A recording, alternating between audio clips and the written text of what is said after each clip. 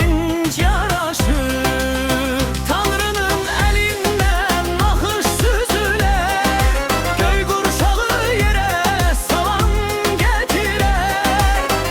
Çiçekler torpağa etrini serer, tabiat ruhuna sevinç yaraşır.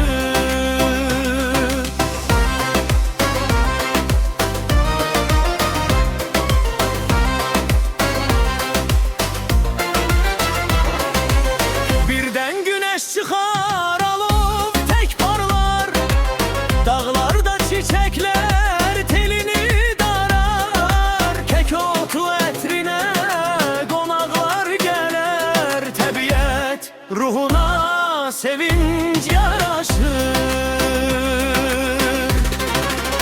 Şimşekler çakarak göyleri deler, yağışlar torpağa bereket eler.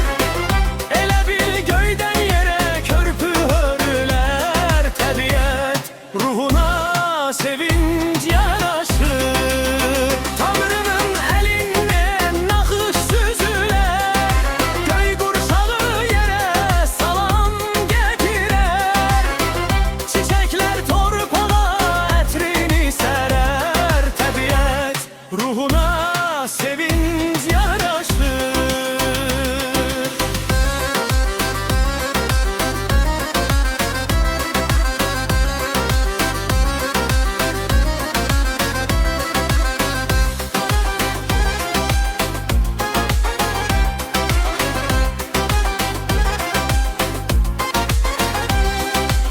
Çoban dağ başında sürü güder, tüteyin sesine kuşlar ses verer.